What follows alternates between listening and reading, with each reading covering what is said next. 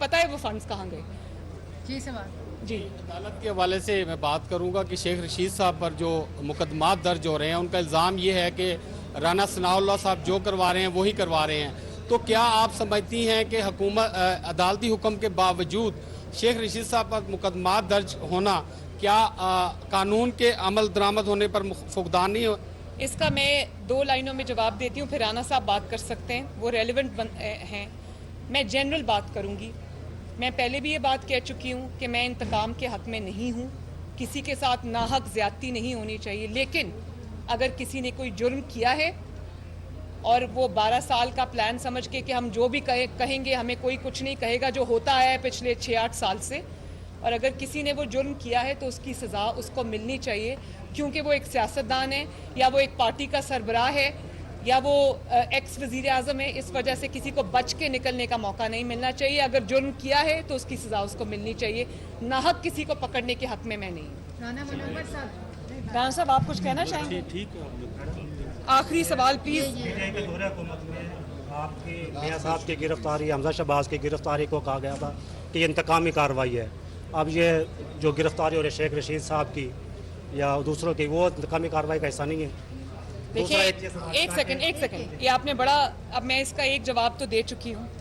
हमारी तो नवाज शरीफ साहब, शहबाज शरीफ साहब, मुझ समेत, राना साहब समेत पूरी जमात गिरफ्तार थी, पूरी जमात ज़ेर-ए-ताब थी। और क्या निकला? इंतकाम किसको कहते हैं? इंतकाम कहते हैं जब आप पनामा का शोर निकालते हैं और उसमें से 1 रुपया आपको नहीं मिलता तो आप इकामा पर निकाल देते हैं।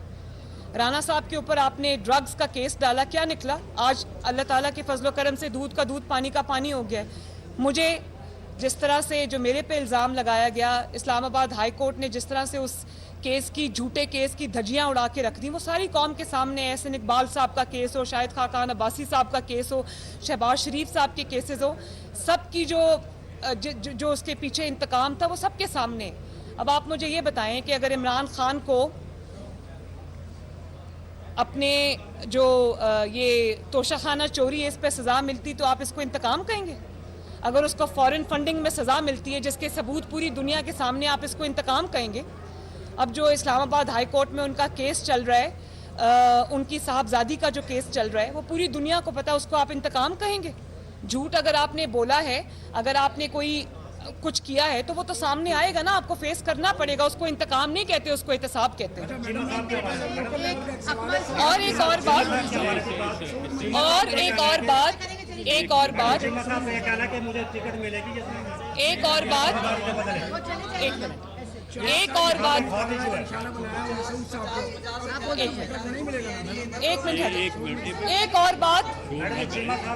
आप इधर आओ, मेरे पास ऊपर आओ। चीमा साहब का कहना है कि मुझे टिकट मिलेगी अपने वफादारी के बदले यजमान से। एक सेकंड, एक और बात,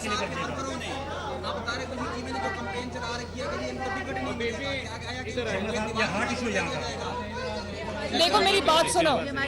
ये सुबह से ड्रामा कर रही है।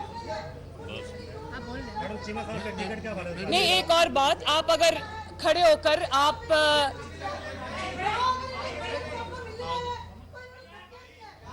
हमारी वर्कर भी नहीं।